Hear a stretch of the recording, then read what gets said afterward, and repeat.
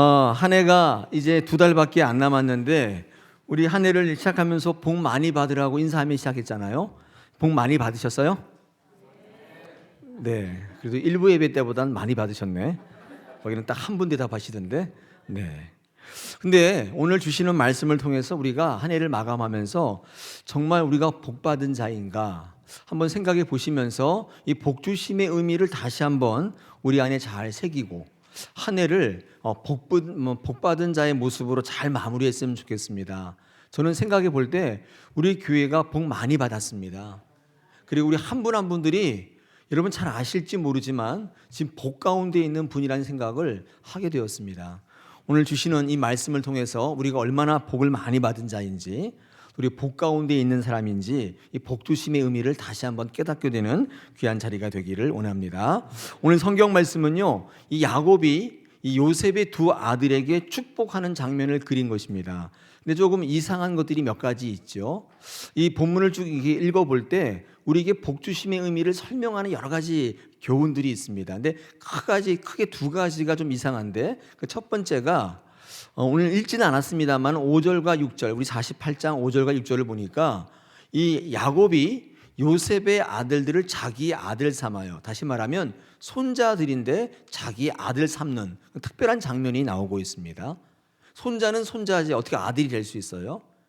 이게 야곱이 할아버지인데, 에브라임과 므낫세한테는 할아버지인데, 이 야곱이 에브라임과 므낫세를 요셉과 똑같은 아들로 삼아버린다는 것이 특이하고, 두 번째는 오늘 본문에 나와 있는데 많은 장을 절을 할애해서 설명하고 있는데, 두 아들을 축복할 때 이 손을 이렇게 엇갈려서 축복을 한다는 뜻이죠. 예를 들어서 오른손은 장자인 므낫세에다가 얹어야 되고 왼손은 이 차자인 이 에브라임에게 얹어야 되는데, 이 야곱이 이걸 두 개 이렇게 엇갈려 가지고 오른손을 차남인 에브라임에게, 또 왼손을 장남인 므낫세에게도 얹는다는 거예요. 근데 왜 이렇게 손이 엇갈리냐면, 원래는 이제 요셉이 장자는 므낫세이니까 오른손을 장자에게도 얹기 위해서 여기다 세워놨는데 이렇게 엇갈리게 되는 거죠. 이렇게 요셉의 뜻과는 다르게 야곱이 두 사람을 엇갈리게 축복을 한다는 것입니다. 이것도 조금 이상하지 않습니까? 오늘 이 말씀을 중심으로 이 복주심에 대한 하나님의 생각을 확인하고, 또 우리가 얼마나 복 가운데 있는 사람들인지를 다시 한번 확신하고 결단하는 시간 되기를 원합니다. 이 말씀을 중심으로 좀 말씀을 같이 묵상하겠는데요, 오늘 이 말씀에 등장하는 사람은 네 사람이 나오고 있죠. 야곱과 요셉과 또 에브라임과 므낫세, 다시 말해서 이 3대가 이게 쭉 동시에 나오고 있습니다. 여러분 잘 알다시피 이 야곱과 요셉과 므낫세, 에브라임은요 다 복된 자의 이름이에요. 저는 이 이름들을 우리 한번 의미를 살펴보면서 얼마나 이 사람들이 복을 받은 사람인지, 더불어서 우리가 야곱의, 요셉의 다 믿음의 영적인 후손들이라고 믿고 있는데, 여러분에게 주시는 그 이름도 얼마나 복된 이름인지를 좀 알아가는 시간이 되었으면 참 좋겠습니다. 이 구약에 나오는 모든 이름이 다 의미가 있습니다. 이름을 통해서 하나님께서는 우리에게 그 말씀하시는 메시지를 전달해요. 이 사람의 이름을 통해서 우리 네 사람의 이름의 의미를 조금 이제 한 번씩 살펴보겠습니다. 먼저 야곱이라고 하는 이름을 좀 살펴볼 텐데, 오늘 본문에는 야곱이라는 이름이 없어요. 다 뭐라고 나옵니까? 이스라엘이라고 하는 이름으로 나옵니다. 원래 이스라엘이라고 하는 이 이름의 원래 이름은 야곱이었는데, 여러분 야곱이요 이스라엘이라고 하는 이름으로 하나님께서 중간에 고쳐주세요. 이 이름을 언제 얻는가 하면, 야곱이 형 에서와 아버지 이삭을 속이고 이 복을 가로채 가지고 도망가지 않습니까? 도망가서 이 외삼촌 라반의 집에서 열심히 일해서 돈도 많이 모으고 원하는 여자를 얻고 결혼도 하고, 그래서 나중에는 다 이끌고 이제 집으로 돌아가는데, 집으로 돌아갈 때 가장 큰 걱정이 이 에서예요. 형 에서 속여가지고 이걸 빼앗았기 때문에, 강탈했기 때문에. 그런데 가장 걱정이었는데, 이 에서를 만나기 전에 하나님께서 야곱을 약복강가에다 불러주시고 거기서 씨름하게 만드시죠. 씨름해서 이 야곱이 하나님께 이 씨름을 하는 동안에 진정한 복의 의미가 무엇인지를 깨닫게 돼요. 그래서 그때 이 야곱의 이름을 이스라엘이라고 바꿔주시는 거예요. 그러니까 이 야곱이라고 하는 이름은 돈 많이 벌고 건강하고 출세했던 것이 복이라고 생각했을 시절의 이름인 거예요. 근데 씨름에서 하나님을 만나고 하나님께 주시는 복이 무엇인지를 깨닫게 되었을 때 이름은 이스라엘로 바뀐 것입니다. 하나님께서 그 이름을 그렇게 바꿔주신 거예요. 지금 이 야곱의 이름이 이스라엘로 소개되고 있는 것은 이런 의미죠. 그가 복줄 만한 자인 거예요. 복의 의미를 제대로 깨닫고 있기 때문인 것이죠. 저는 오늘 이 아브라함의 이 야곱의 이 이름을 통해서 우리 모두가 복의 이름을 얻기를 소망합니다. 여러분 다 복받는 이름인 줄 믿습니다. 두 번째, 이 요셉의 이름인데, 이 요셉의 이름도 이 복의 이름인데, 이 요셉의 이름의 뜻이 오뚜기라고 하는 사실을 알고 계세요? 오뚜기 처음 들어보셨어요? 예, 이 요셉의 이름은요 오뚜기란 뜻입니다. 왜냐하면 이 요셉의 원래 히브리 이름의 뜻이 다시하다, 더하다의 뜻이에요. 이 요셉의 이름이 갖고 있는 뜻이 그렇습니다. 그럼 다시하고 더하고 또 하고 다시 하고, 이거 오뚜기 아니에요? 쓰러지면 또 일어나고 또 쓰러지면 또 일어나고 포기하지 않고 계속적으로 도전하고, 이게 오뚜기인데 이 요셉의 이름의 뜻이 그렇다는 것입니다. 그 요셉이라고 하는 이름을 통해서 우리에게 주시는 메시지가 뭐냐면, 요셉은 어떤 사람이었냐면 포기할 줄 모르는 사람이라는 거예요. 저는 이 복의 진정한 의미를 알아서 야곱에서 이스라엘로 바뀌어진 그 이름도 복되지만, 쓰러지고 넘어질 때 포기하지 않고 끝까지 일어나고 또 도전하는 거 있죠. 이것도 복인 거예요. 이 요셉의 이름은 복인 것입니다. 여러분, 이런 사람을 성경은 요셉이라고 불러요. 여러분 가운데 실패하고 좌절하는 분들이 있지 않습니까? 근데 넘어지고 쓰러져도 포기하지 않고 끝까지 일어나는 분이 있죠. 또 도전하고 또 하고, 그분의 이름이 요셉이에요. 여러분 생각해 보십시오. 요셉이 쓰러졌다가 다시 일어날 수 있는 힘이 어디서 났을까요? 오뚜기를 한번 생각해 보세요. 오뚜기가 이렇게 쓰러졌을 때 다시 일어날 수 있는 힘은 그 아랫부분의 그 부분에 무게중심에 있어요. 그 무게중심이 아래에 확실하게 있으면 쓰러졌다가 다시 일어나는 게 오뚜기라고 하지 않습니까? 오뚜기가 쓰러져도 다시 원위치로 돌아오는 힘은 아래쪽에 있는 확실한 무게중심 때문입니다. 이 요셉의 승리 원인은 그 아랫부분에 무게중심에 있었는데, 여러분 이게 어떤 요셉의 생각이냐면, 요셉의 기사를 쭉 읽어보면 한 가지로 귀결되는데, 하나님이 어떠한 형편에도 나와 함께 계신다라는 믿음이에요. 그게 요셉의 인생의 아랫부분에 확실한 무게중심으로 가지고 있는 거예요. 그러지 않았더라면 보디발의 집에서, 감옥에서 견딜 수 없었겠죠. 그가 늘 어려움을 당해도 일어날 수 있었던 것은 어떤 환경과 여건 속에서도 하나님이 나와 함께 한다는 그 믿음 때문에, 그게 밑에 중심으로 있었기 때문에 그는 늘 쓰러져도 다시 일어날 수 있었던 거예요. 여러분, 이게 복된 거예요. 복된 사람들은 어떤 사람이냐? 쓰러지지 않는 사람이 아닙니다. 쓰러져도 하나님이 나와 함께 하신다는 믿음을 그 밑에 중심으로 깔고 또다시 일어난 사람, 여러분 이 사람이 복된 사람입니다. 이 믿음이 없으면요 인생은 늘 뒤집혀요. 하나님이 나와 함께 하신다는 그 믿음이 없으면 어려운 일을 당할 때마다 뒤집히게 돼 있어요. 우리는 2014년에 세월호가 뒤집어지는 것을 우리는 봤습니다. 그때 이 그림에서 보시다시피 언론에서 부각된 게 이 평형수, 이 바닥짐, 영어로는 이 벨라스트라고 하는 건데, 이게 우리 일반들에게 알려졌습니다. 그전에는 몰랐어요. 배가 어떻게 떠 있는지 몰랐는데, 신기하게도 밑에, 배 밑에 물이 있다는 거예요. 이게 평형수인데, 이게 파도가 치면 배가 이렇게 기울어지지 않습니까? 그러면 이 물이 반대쪽으로 기울어지면서 이 복원력을 갖게 하는 거예요. 그래서 파도가 쳐도 배가 뒤집어지지 않는 겁니다. 복원력이 있는 거죠. 이 평형수 또는 이 바닥짐이라고 하는 이 벨라스트가 굉장히 중요한 역할을 하는데, 여러분 이것은 배뿐만 아니라 인생에도 삶의 평형수가 있다는, 바닥짐이 있다는 거예요. 그게 뭐예요? 하나님 나와 함께 하신다는 믿음이에요. 여러분 이거 없으면 풍랑이 몰려오면 바로 전복돼요. 근데 이게 있으면 항상 우리 인생을 균형을 잡는다는 것입니다. 그래서 풍랑을 경험하더라도 평형수가 정상적으로 작동하고 있으면 배는 절대로 전복되지 않아요. 여러분 인생 밑바닥에 평형수가 있나요? 이 벨라스트가 있습니까? 오늘 이 아침에 이 모습이 굉장히 복된 자의 모습이라는 사실을 여러분 잘 아시면서 내 인생 가운데 이 전복되지 않도록 지켜주시는 이 평형수, 바닥짐, 이것이 우리 가운데 얼마나 복된 자의 모습인지를 다시 한번 결단하시고 그것을 원하고 갈망하는 여러분 되시기를 축원합니다. 어떤 상황 속에서도 하나님은 나와 함께 계신다는 믿음, 그 우리의 평형수예요. 벨라스트예요. 여러분, 이 요셉의 이름이 가장 복된 이유는 바로 그 인생이 오뚜기와 같이 항상 그 안에 이 평형수가 있었기 때문입니다. 항상 나와 함께 하신다는 그 믿음이 요셉의 밑바닥에 항상 무게중심으로 있었어요. 마태복음 28장 19절에서 20절에 보면 참 우리 예수님께서 우리에게 주시는 말씀이죠. 승천하시면서 우리 제자들에게 남기신 말씀인데 제가 한번 읽어보겠습니다.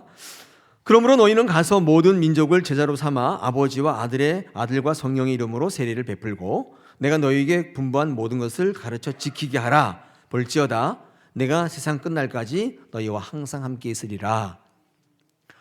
여러분, 이 사도들이, 제자들이 하나님의 이 명령 있지 않습니까? 특별히 예수님의 명령, 모든 자에게 제자를 삼고 세례를 베풀고 가르쳐 모든 걸 지키게 하라. 여러분, 이 명령을 감당할 수 있었던 그의 힘의 원천이 어디 있느냐? 그 주님께서 그들에게 약속하신 약속의 말씀인데 우리 20절 하반절에 보니까 내가 세상 끝날까지 너희와 항상 함께 있겠다. 그 말씀, 아까 우리 인생의 요셉의 바닥짐이었죠. 평형수. 이게 굉장히 중요하더라는 것입니다. 제자들을 이 땅에 남겨놓고 승천하시는 주님께서 이 제자들에게 승리의 보증수표를 주셨는데 그게 뭔가? 내가 늘 너희와 함께 하시겠다는 약속이에요. 이게 우리에게 믿음으로 내 인생의 밑바닥에 있으면 우리는 쓰러지고 넘어질 수 있는데 다시 일어나는 거예요. 승리하는 겁니다.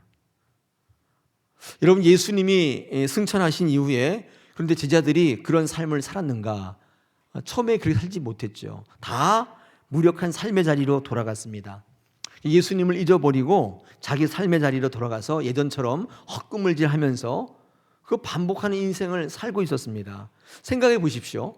예수님께서 우리에게 승리의 보증수표, 뒤집히지 않는 그 바닥짐을, 이 평형수를 우리에게 주셨는데 이거 까먹고 다시금 우리 삶의 자리로 돌아가서 주님을 망각한 채 살아갈 때 이 제자들이 어떻게 살아요? 인생의 밑바닥에서 좌절과 실망 가운데 늘 그런 인생을 살아가는 거예요. 그러니까 주님을 잊어버린 제자들의 삶은 아무것도 아니었습니다. 제자들인 이유는 그 안에 하나님이 늘 나와 함께 하신다는 그 약속의 말씀을 가질 때, 그때 그들이 제자들인 것이죠. 하나님께서 우리에게 지금도 약속해 주세요. 우리 인생 가운데 나와 함께 계신다는 하나님의 말씀 믿고 밑에 중심 잡고 있으면 넘어져도 다시 일어날 수 있는 인생이 된다는 것입니다. 요셉이 어려움 속에서도 포기하지 않고 늘 다시 일어나면서 승리할 수 있었던 것은 그 이름의 뜻에서 발견하듯이 이제까지 인도하신 하나님, 나와 함께 하시는 하나님을 절대로 잊지 않는 그 믿음이 그 무게중심 가운데 있었던 거예요. 이게 복 아닌가요? 복이죠. 우리는 야곱의 이름뿐만 아니라 이 요셉의 이름에서도 우리는 복된 자의 이름을 발견할 수가 있는 것입니다. 세 번째로 등장하는 인물 가운데 므낫세가 있습니다. 이런 이 므낫세의 이름의 뜻은요, 창세기 41장 51절에 나와 있는데 이렇게 설명하고 있습니다. 하나님이 내게 내 모든 고난과 내 아버지의 온 집 일을 잊어버리게 하셨다. 요셉이요, 첫째 아들을 딱 낳고 나서 이 이름을 므낫세라고 이름을 지은 이유는 이제까지 살았던 모든 인생 가운데 어려웠던 것들, 억울했던 것들, 이 모든 것들을 싹 잊어버리게 하셨다는 거예요. 이 므낫세 이름의 뜻인데 이 요셉의 놀라운 능력은 바로 이 잊어버림의 능력이 있어서 이 복이에요. 잊어버리게 하는 게 복이란 말이에요. 하나님께서 요셉과 항상 함께 하시겠다는 약속이 그의 인생 가운데 구체적으로 어떻게 드러났는가? 잊어버리게 하는 능력으로 드러났어요. 이제까지 살았던 모든 것들을, 어려운 것들, 상처받은 것들 다 잊어버리게 하셨다는 거예요. 이게 복된 거예요. 여러분, 잊어버릴 수 있는 게 복인 줄 아십니까? 얼마나 큰 복인지 몰라요. 기억하고 있으면 못 살아요. 근데 또 잊어버리게 하시고 하나님 또 새롭게 바라보게 하시는 것이 우리를 향한 하나님의 축복인 줄 믿습니다. 둘째 아들 이름이 에브라임인데 이 에브라임도 딱 낳고 나서 이름을 에브라임이라고 지었는데 이 이름의 뜻이 뭔가 우리 창세기 41장 52절에 기록하고 있습니다. 이 말의 뜻을 이렇게 한번 이렇게 요약해 보면 하나님께서 나를 이곳에 태어나게 최선을 다하게 하시고 함께 하셔서 이 애굽 땅에서 번성하고 창대하게 만드셨다. 이렇게 고백한 이름이 에브라임입니다. 이 에브라임. 요셉의 고백이죠. 생각해 보십시오. 이 고백을 가만히 생각해 보면 이제까지 내가 총리가 되고 풍성함을 누리는 것은 다 누구 때문이었다고 이 에브라임의 하나님 때문이었다고 고백하는 거예요. 하나님의 은혜였다고 고백하는 것이 바로 이 에브라임의 이름의 뜻입니다. 여러분 므낫세의 이름은 과거의 아픔을 다 잊게 하셨지만 그런 복을 주셨지만 이 에브라임의 이름을 통하여 이제까지 네가 여기까지 오게 하신 것은 하나님의 은혜라고 하는 사실을 기억하라는 이름이에요. 이게 복이에요. 여러분 기억하는 게 복이라는 거예요. 하나님의 은혜를 기억하는 것이 복된 자예요. 여러분 지금 어떤 분이 복된 자인 줄 아세요? 내가 여기 앉아 있는 거, 내가 지금 살아 있는 거, 내가 잘나서가 아니라 내가 능력이 아니라 하나님께서 다 지켜주셨어. 하나님께서 주신 은혜야. 여러분 이렇게 생각하는 분들은 지금 복 받는 거예요. 그게 복된 자의 모습이에요. 이 에브라임과 므낫세의 이름을 통해서 우리에게 말씀하시는 겁니다. 하나님께서 요셉 같은 삶을 살 수 있는 것은 두 가지를 잘해야 되는데 잘 잊고 잘 기억해야 되는 거예요. 요셉은 과거에 좋지 못했던 이 기억들, 상처들, 아픔들 이거 다 잊어버렸어요. 그러니까 어떤 복에 있는 자의 모습으로 가냐면 모든 사람을 용서할 수 있게 되더라는 거예요. 또 여기까지 오게 하신 하나님의 은혜를 기억하면서 이걸 기억하는 사람이 되다 보니까 요셉은 나도 모르게 환경과 조건을 뛰어넘어서 감사의 사람이 되더라는 거예요. 그래서 최선을 다하는 사람으로 살아가게 하심으로 정말 이룰 수 없는 총리 자리까지 이르게 하시고 시대를 뛰어넘어 많은 사람들을 먹여 살리는 놀라운 일을 감당하게 하시더라는 거예요. 잘 잊고 잘 기억하시는 거. 이것이 바로 므낫세와 에브라임의 이름의 뜻입니다. 자, 우리가요 이 야곱의 이름의 뜻도 알아보고 요셉의 이름의 뜻도 알아보고 에브라임과 므낫세의 뜻도 알아봤는데 여러분 이 모든 이름의 뜻이 복 되시는 거예요. 복 주시는 이름이에요. 오늘 이 이름을 생각해 보면서 저의 이름, 여러분의 이름, 우리 다사랑교회 이름이 지금 복된 자의 복된 교회의 모습이라는 사실을 깨닫고 항상 하나님을 향하여 달려가는 믿음의 사람들, 믿음의 교회가 되기를 축원합니다. 다 복되신 분이에요. 우리 옆에 있는 분들이 한번 나누겠습니다. 당신은 복된 사람입니다. 할렐루야. 네, 진짜 복된 분들이에요. 제가요 이렇게 우리 설교를 준비하면서 우리 교회 모습을 생각해 보니까 우리 모습이 지금 당장 눈에 보이는 것은 어쩌면 그렇지 않게 보일 수 있고 우리는 지금 달려가는 과정 가운데 있기 때문에 우리가 스스로 그렇게 생각 안 할 수도 있지만 우리 교회 모습이 밑둥서부터 많은 변화가 일어나고 있고 우리 성도들의 생각이 바뀌게 있고 우리 모든 사람이 지금 복 가운데 있다는 사실을 하나님께서 깨닫게 하셨으면 참 좋겠어요.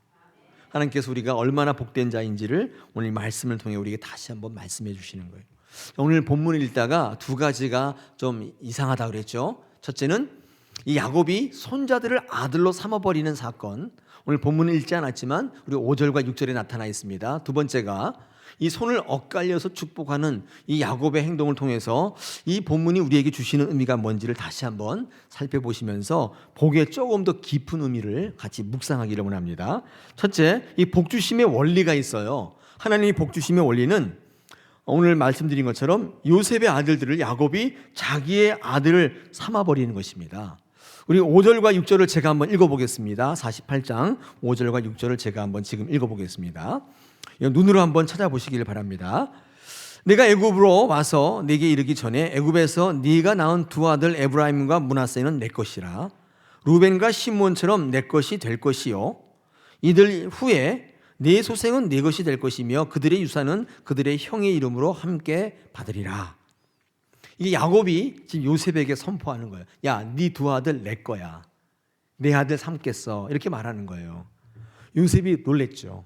내 아들인데 왜 아버지의 아들입니까? 이렇게 생각했겠죠. 이런 므낫세와 에브라임은 지금 요셉과 똑같은 반열에 오른 거예요. 똑같은 형제가 된 거예요. 여러분, 야곱이 왜 이렇게 선포했을까? 여러분 생각해 보신 적 있습니까? 왜 손자면 손자지 왜 내 아들 삼아야 됐을까요? 이게 하나님의 복 주심과 어떤 연관 관계가 있을까요? 여러분, 거기에 이유가 있습니다. 생각해 보십시오. 이 에브라임과 므낫세는 요셉의 아들들인데 이들은 순수 유대 혈통이 아니에요.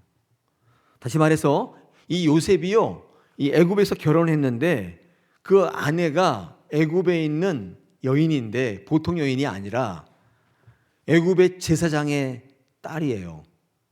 우리 오늘 성경 창세기 41장 45절에 보니까 거기에 요셉이 이 애굽의 제사장이었던 보디베라의 딸 아스낫과 결혼했다, 그런 말씀이 나오죠.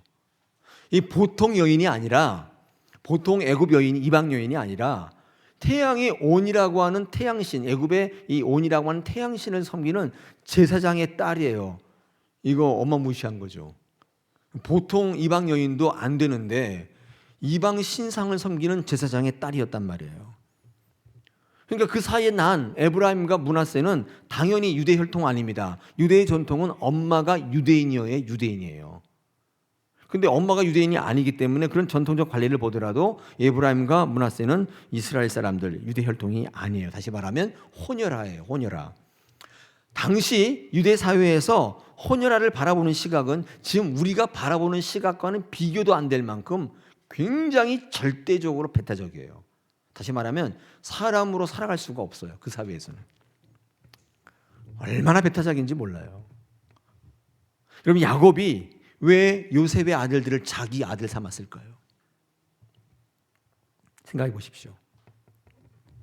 야곱은 지나온 자기 삶 속에서 이 형제들끼리 반목하고 미워하고 하나 되지 못하는 것을 통해서 파생되는 고통을 뼈저리게 느낀 사람이에요. 이 야곱이 자기 형 에서와의 반목 때문에, 어떤 의미에서는 반목 때문에 정말 고통의 세월을, 도망자의 삶을 살지 않았습니까? 자신의 삶이 그랬고 자기가 가장 사랑하는 아들 요셉이 다른 형들에게 미움을 받고 평생 어떻게 살았어요? 정말 힘들게 살았단 말이에요. 이것을 야곱은 누구보다도 잘 알고 있었기 때문에 이 혼혈아인 자기의 손자 에브라임과 므낫세가 남같이 보이지 않는 거예요. 저들이 잘 살 수 있을까? 그 삶의 과정 속에 예상되는 어려움을 이 야곱은 지금 보고 있는 거예요. 어머니가 그냥 이방인도 아니에요. 애굽의 제사장의 딸인데 그 편견과 선입견 속에서 에브라임과 므낫세가 인간 역할을 하며 살 수 있을까요? 제가 볼 때는 없다고 보는 거죠. 또다시 미움을 받고 요셉이 그러했듯이 다른 사촌들에게 모함을 받고 죽임당하지 않을까요? 이 요셉의 11 형제의 자식들이 얼마나 에브라임과 므낫세를 관세할까요? 또다시 형제간의 내분이 일어나고 이 야곱은 그 손자들이 죽는 것을 또다시 봐야 하는, 잃는 것을 싫어했던 거예요. 싫었던 거예요. 그래서 아예 에브라임과 므낫세를 아들 삼아버려요. 근데 여러분, 이게 하나님 우리에게 복 주시는 원리입니다. 하나님이 여러분과 저를 아들 삼아버린 거예요. 자녀 삼아버린 거예요. 왜냐하면 저렇게 버려두면 못 살아요. 이 험한 세상에서 가진 시기와 질투 다 받아가지고 끌어내려서 죽이려고 하는 이 땅의 모든 모함과 그 압박과 핍박 속에서 하나님이 여러분을 그냥 버려둘 수 없기 때문에, 여러분, 야곱이 에브라임과 므낫세를 볼 때 손자뻘인데 하나님 우리 볼 때는 그 이상 헤아릴 수 없는 정말 미미한 존재인데 뭘 삼아버린 거예요? 자녀 삼아버린 거예요. 여러분, 지금 이 왜 이 야곱이 두 손자를 우리에게 자기의 아들 삼았는가는 이 문장을 통해서 우리에게 하나님이 우리에게 복 주시는 것이 어떤 것인가를 말씀하고 있어요. 자녀 삼아버린 거예요. 우리에게 생명 주시기 위해서요. 야곱이 에브라임과 므낫세를 살리기 위해서 자녀 삼은 것처럼 하나님이 우리를 자녀 삼으신 것은 우리에게 생명 주시기 위한 거예요.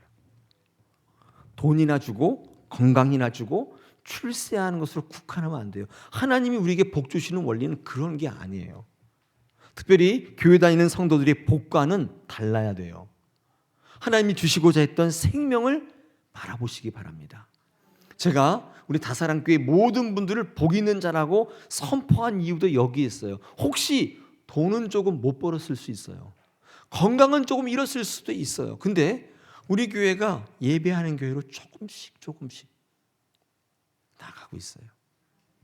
생명을 바라보고 있단 말이에요. 이것이 복이라는 사실을 오늘 저와 여러분이 깊이 깨달았으면 좋겠습니다. 우리가 얼마나 복된 자인지 하나님께서 우리에게 말씀하고 있다는 사실입니다. 하나님 우리에게 복 주시는 두 번째 원리가 있는데 아버지를 통해서 주신다는 거예요. 참 신기해요. 조상을 통해서 주십니다. 여러분 이 요셉이요, 이 두 아들 에브라임과 므낫세를 복 주기를 원했습니다.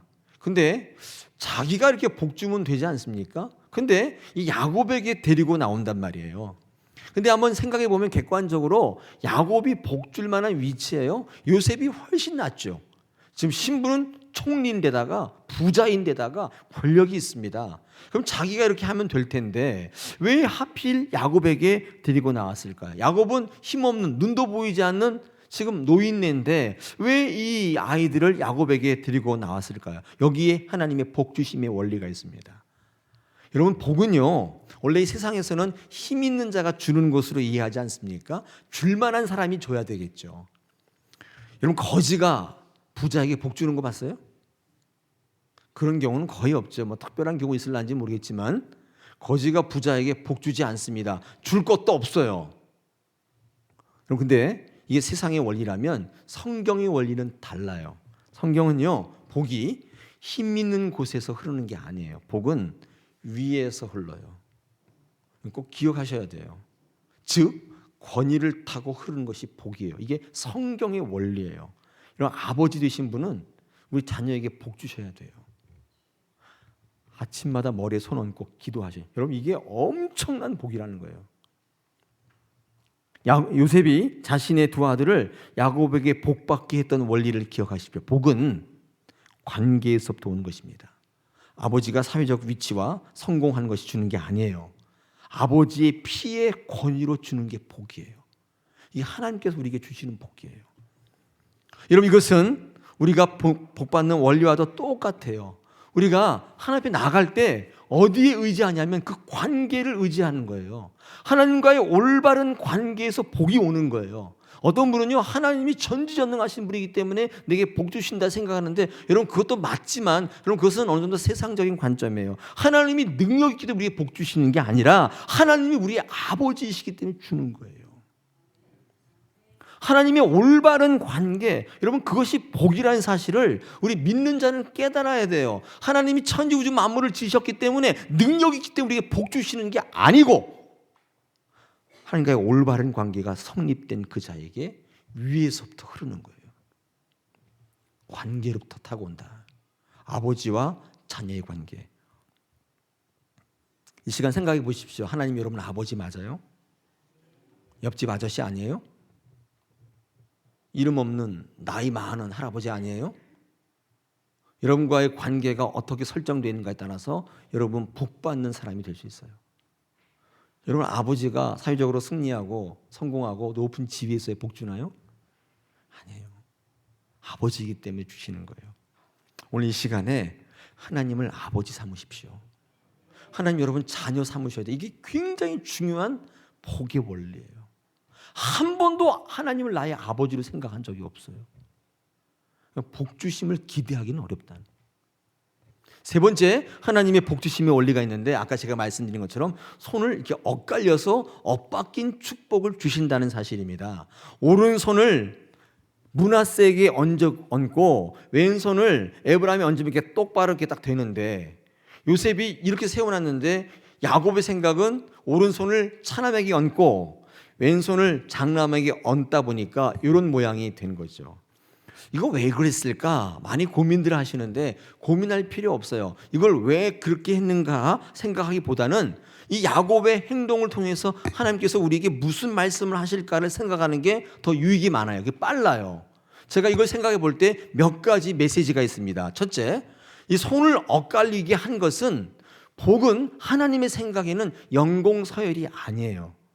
형이니까 복 받고 동생이니까 복 안 받고, 그것은 세상의 원리인데 하나님이 복 주실 때는 그렇게 주시지 않는다는 것입니다. 하나님은 그런 일반적 원칙을 깨버려요. 그것은 세상의 원리.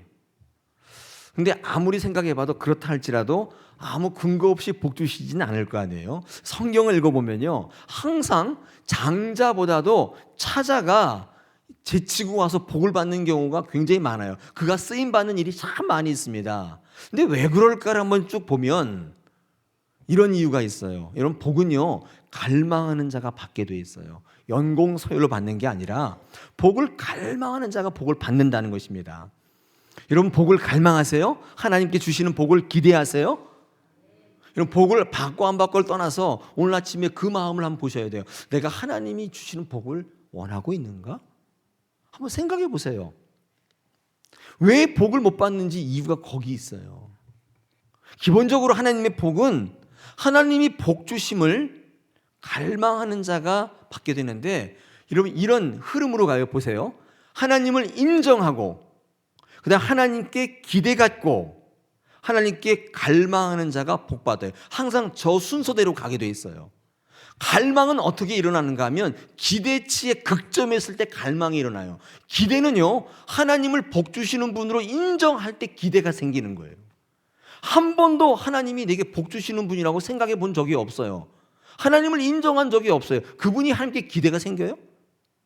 기대가 있어요. 여러분, 이 시간 예배하는데 하나님께 기대가 있어요? 아니면 내 남편, 내 아내에게 세상적인 방법에 기대가 있어요? 여기 차이가 있어요. 연공서열이 아니에요. 복은 갈망하는 자가 받게 돼 있는데, 그 갈망은요, 인정하고 기대하고 그래야 갈망이 생기는 거예요. 인정하지 않는 사람에게 갈망이 없어요. 주면 주고 말면 말고, 나는 관심 없어요. 그런 거 내가 하면 되지, 내가 열심히 하면 되지, 그딴 게 뭐가 필요 있어. 하나님 말로는 얘기하는데 기대함이 없어요. 왜? 인정하지 않으니까. 야곱이 차남이면서도 복을 받은 이유는 연공서열을 깼는데, 그게 무슨 의미냐면 하나님은 자신에 대하여 인정하고 기대하고 갈망한 사람에게 주시겠다는 거예요. 그것이 엇갈린 첫 번째 이유예요. 사람들은요, 야곱이 복 받는 거에 대해서 문제 삼습니다. 방법을 문제 삼아요.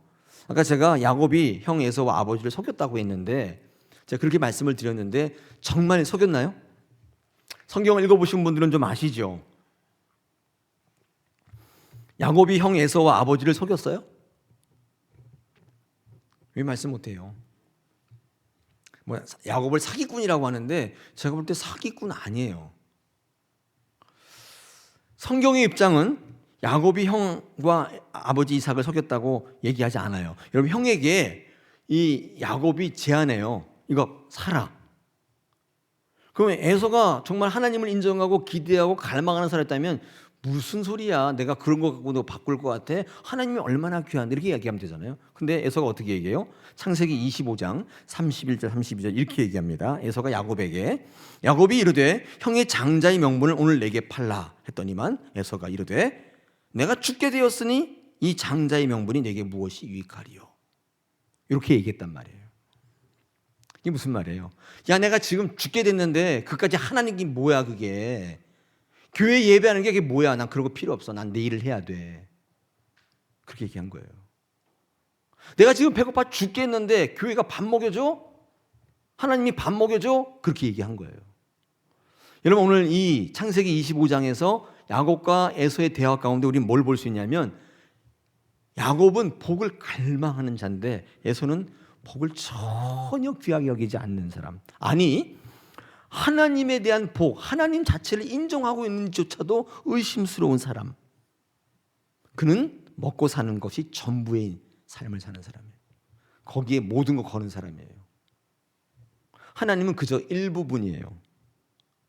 왔다리 갔다리 하는, 평생 왔다 갔다 했기 때문에, 엄마 아빠가 믿었기 때문에 안 가면 안 될 것 같은.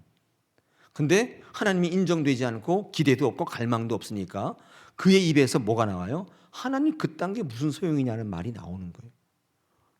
하나님 저런 사람에게 복 주세요? 여러분, 이 차자가 장자를 제끼고 복을 받은 것은 영공서열을 깬 것인데, 여러분 이것은 갈망하는 자에게 복을 주시겠다는 하나님의 엄미한 선포예요. 정해진 게 없어요. 여러분, 아버지 이삭도 속은 게 아니에요. 정확히 말씀드리면 속지 않았어요. 속아 준 거예요. 근거가 있죠. 오늘 창세기 27장을 보십시다. 26절부터 28절에 이 이삭이요, 지금 앞에 있는 아들이 에서라고 생각하고 지금 축복을 하는 장면이에요. 왜? 이삭도 눈이 어두워서 앞에 있는 아들이 야곱인지 이삭인지 에서인지 잘 몰라. 근데 야곱이 형 승리를 내느라고 했다 이렇게 털을 붙였어요. 붙여가지고 이렇게 가니까 앞이 어두운 이삭이 이렇게 만져보니까 털이 있으니까 요놈이 이거 에서구나 하고 복을 주는 장면이 여기 기록되어 있습니다. 제가 읽어보겠습니다. 그의 아버지 이삭이 그에게 이르되 내 아들아 가까이 와서 내게 입 맞추라. 그가 가까이 와서 그에게 입 맞추니 아버지가 그 옷의 향취를 맡고 그에게 축복하여 이르되 내 아들의 향취는 여호와께서 주신 밭의 향취로다. 하나님은 하늘의 이슬과 땅의 기름짐이며 풍성한 곡식과 포도주를 내게 주시기를 원하노라. 축복하고 있어요. 이게 에서에게 주는 축복이에요? 한번 잘 읽어보세요. 에서는 들을 사람이잖아요. 야곱은 엄마랑 같이 밭에서 일하던 아이예요. 이게 에서에게 주는 축복이에요? 만약에 에서라고 알고 주는 축복이었다면 이렇게 축복해야 맞아요. 너의 향취는 여호와께서 주신 복 주신 용기와 힘의 향취로다. 육축과 풍성한 기름과 정복이 있을 것이며 많은 노예들이 너의 뒤를 따를 것이다. 이게 에서에게 주는 축복일 거예요. 여러분, 이거는요 야곱에게 하는 축복이에요. 다시 말해서 눈이 먼 이삭이 속은 게 아니에요. 속아준 거예요. 이유가 뭘까요? 복을 갈망하는 자에게 복 주신다니까. 그렇게 해서라도 복 받기를 원한다면 하나님께서 그에게 복을 주시는 거예요. 아버지 이삭을 속였어요? 속아 넘어가야 속인 게 되죠. 안 속았어요. 안 속아 넘어갔어요. 그 자리에 복을 주시지 않을 수도 있어서 이놈 어디서 이 얕은 꾀를 켜 이놈이 이거 뭐 털 붙였다가 내가 모를 것 같아? 이렇게 하실 수 있었어요. 근데 그렇게 안 한 이유는 복의 기본적인 원리가 갈망하는 자에게 주는 것입니다. 여러분, 이걸 놓쳐서는 안 돼요. 장자이기 때문에 복 받은 것이 아니에요. 차자이기 때문에 복 못 받은 게 아니에요. 복을 못 받고 받고를 떠나서 우리는 이 시간 물어봐야 돼요. 내가 하나님을 인정하는 자인가? 내 인생의 승리가 하나님께로부터 온다고 보고 있는가? 다 그런 분이세요? 내가 하나님께 뭘 받을 수 있는 기대가 막 충천하고 있는가? 그래서 복 받기를 갈망하는 자인가? 한번 물어보십시오. 스스로에게. 거기에 답이 있어요. 거기에 답이 있는 거예요. 이것이 야곱과 에서의 복 이야기의 핵심인 거예요. 이런 마태복음 11장 12절에 다음과 같은 말씀이 기록되어 있습니다. 세례 요한의 때부터 지금까지 천국은 침노를 당하나니 침노하는 자는 빼앗느니라. 이 말씀을 많은 분들이 잘 몰라해요. 천국이 침노를 당한다? 천국은 침노하는 자의 것이다? 이게 무슨 말인가? 이 침노라고 하는 말이죠. 이 비아조마이라고 하는 단어는 이 두 가지로 해석이 가능합니다. 이게 수동태가 있고 중간태 있는데 이건 문법적인 얘기인데 이 헬라어에 중간태라는 게 있어요. 우리나라 말에는 없지만 이 중간태의 말이 있을 때 이 침노라는 단어를 어떻게 해석할 수 있냐면 열정, 열의, 우리의 열정, 열망 이렇게 해석할 수가 있어요. 수동태로 얘기할 때는 힘으로 하다, 뭐 강제적으로 다루고 폭력을 행사하다 이런 뜻이 없는 게 아니라 있어요. 그런데 우리가 이걸 어떻게 이해되냐면 이 두 가지 문법적인 사이에서 이렇게 이해할 수 있습니다. 천국은 잘못된 유대주의와 사탄에 의해서 지금도 공격받고 있죠. 이 같은 해석이 가능합니다. 이 천국을 무너뜨리기 위해서, 천국을 위협하기 위해서 가진 사단들이 지금 위협하고 있다는 거예요. 그런데 여러분, 천국을 무너뜨리기 위한 공격이란 말은 꼭 나쁜 것만은 아닙니다. 중간태로 해석될 때 이렇게 해석할 수가 있어요. 천국을 소유하기 위한 열정과 열의도 일종의 공격이에요. 나쁜 돌을 가지고 천국을 반대하고 그것도 공격이지만 그 천국을 내가 갖기 위해서 내가 열정적으로 열망을 갖는 거 있죠. 여러분, 이것도 차지하기 위해서 이것을 열정을 내는 거, 이것도 천국을 향한 공격이에요. 이게 천국의 입장이 아니라 내 입장에서 볼 때 그렇죠. 중간태예요. 이게 해석이 그렇게 되는 거예요. 따라서 이 말씀은요, 우리에게 천국은 갈망하는 자의 것이다, 이렇게 이야기하고 있는 거예요. 사모하면 침노하게 돼요. 사랑하면 갈망이 생기게 되는 것입니다. 이 갈망은 상대방을 인정하고 기대 이후에 생기는 간절함이에요. 우리에게 그것이 있는가? 하나님의 복 주심에 대해서 우리 안에 갈망이 일어났으면 좋겠습니다. 그까짓 거 주면 주고 말면 말고 내가 오늘 가서 열심히 일하고 하면 되는 거지. 목사는 매일같이 저렇게 얘기하는데 참 비현실적이야. 그렇게 생각하세요? 하나님의 복 받기를 기대하지 마십시오. 하나님을 인정하는 거예요. 하나님 내 인생의 주인이시다. 내가 할 수 없는 것들을 알고 계시고 내게 복 주시기를 지금도 원한다. 이게 인정이 안 되면 기대가 없어요. 주든지 말든지 뭐 교회도 오든지 말든지 일 없으면 안 오고 그냥 하나님을 바라보고 만나는 것 자체에 관심이 없는 거예요. 오늘 이 아침에 이 복 주심에 엇갈린 복, 엇바뀐 축복의 의미를 꼭 기억해 보시기 바랍니다. 첫째가 영공서열이 아닌 갈망하는 자에게 주신다. 두 번째가 여러분 이 복을요 십자가의 복이라고 제가 해석했는데 오늘 말씀 읽다 보니까 제가 묘한 거를 발견해요. 이건 제 인사이트인데 이렇게 주잖아요. 이렇게 모양이 뭐 같아요? 십자가 같죠. 십자가. 제가 발견한 거. 이게 십자가. 제가 이렇게 해보니까 십자가인 거예요. 와.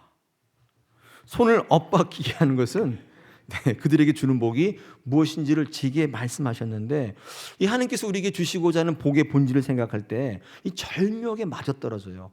하나님이 우리에게 주시고자 했던 복은 십자가의 복인 거예요. 생명 주시길 원했다는 거예요. 고작 돈이나 주시려고 한 번에 살다가 죽어가는 그런 건강 주시려고 출세하게 하시려는 게 아니고 십자가를 주시는 거예요. 복. 십자가는요 왜 그렇게 죽으셨는지 저 이해할 수가 없어요. 그냥 하나님 우리에게 생명 주신 거예요. 생명이에요. 하나님 우리에게 주시고자 했던 복은 생명이에요. 생명. 살기를 원하는 거예요. 엇갈렸잖아요. 세 번째, 이 엇갈린 축복의 의미가 영구히 보장된 게 없다는 사실을 말씀하기 위해서요. 에브라임은 이유도 알 수 없이 복을 받았어요. 헐, 내게 오른손으로 축복하시지? 복 받았잖아요. 여러분 그러면 어떻게 해야 돼요? 복 받은 자답게 살아야 돼요. 근데 여러분 성경을 쭉 읽어보시면 에브라임의 삶은 진짜 형편없어요. 이렇게 얘기해요. 기득권, 자부심이 있는데 이 기득권과 자부심이 빛나려면 헌신함이 있어야 돼요. 근데 헌신이 없는 기득권이에요. 참 문제가 됩니다. 복받은 자답게 살지 못해요. 다 걷어가요. 하나님께서 아휴 괜히 했다. 그럼 사사기 8장에 보면 기드온이 300명 가지고 13만 5천을 물리치는 대대의 승리가 있어요. 제가 한번 귀모시메아 때 소개했는데 근데 그 싸움에 모든 지파가 다 싸웠는데 에브라임만 없어요. 오라고 하는데 안 와요. 야 싸운다. 우리 민족의 위기다. 싸우자 했더니 안 와요. 그리고 이기고 나니까 슬그머니 와서 왜 안 불렀냐고 그래요. 속 뒤집어지죠. 이 기드온이 좋은 사람이니까 그냥 봐줘요. 사사기 12장에 가면 또다시 암몬이 공격해 오는데 이때 주의 선지자 이 사사 입다가 진짜 다 모여서 다 같이 싸우자. 다 와서 싸우는데 이때 또 에브라임이 안 와요. 그리고 나중에 승리하고 나니까 전리품 나눌 때 나와가지고 왜 우리 안 불렀냐는 거예요. 승질 들어온 입다는 그냥 안 둬요. 싹 다 죽여버려요. 그때 어떻게 죽이느냐? 다 섞여 있으니까 몰라요. 하나 나와서 씨볼렛 해봐.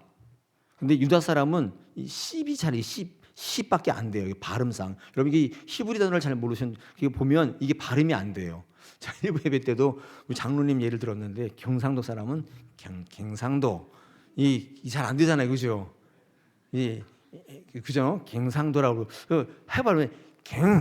그래 계속 그래요. 근데 이거 딱 서가지고 한번 해보라 그러면 경상도 사람이 딱 알죠. 똑같은 거예요. 다 죽여요. 에브라임 산 다 죽여요. 입다가.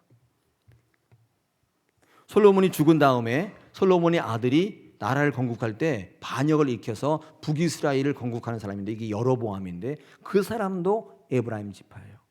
무슨 말이냐? 복은 받았어요. 기득권은 있어요. 헌신함이 없으면 그 사람은 배신자가 반역자가 돼요. 복 받은 사람답지 못하게 살았다 그 말이에요. 이 엇갈린 축복은요, 복을 주었지만 이유 없이 차자에게 복을 주었지만 영구히 보장되는 건 없어요. 우리에게 뭘 요구합니까? 헌신을 요구하는 거예요. 우리가 헌신된 삶을 산다면 우리는 어떤 사람들이에요? 복 받은 자예요. 하나님께서 우리에게 큰 걸 주시려고 준비하고 있는 거예요. 엇갈려서 축복하고 있어요. 여러분, 내 머리에 왜 손을 얹었는지 저는 잘 모르겠어요. 이유를 잘 모르겠어요. 근데 한 가지 확실한 건 나에게 헌신된 삶을 살라는 하나님의 명령인 거예요. 그게 복인 거예요. 할렐루야. 우리 교회는 지금 헌신된 사람들을 부르고 있습니다. 여러분들을 부려먹기 위해서가 아니에요. 복 주시는 거예요. 하나님을 인정하고 하나님을 기대하고 하나님을 갈망하는 자에게 이유 없이 내 머리에 손이 얹혀 있는 거예요. 난 그런 사람 아닌데, 난 장남도 아닌데. 이 엇박힌 축복이 우리에게 주어질 때 우리는 그 축복을 누리는, 복을 누리는 자가 되어야 할 줄 믿습니다.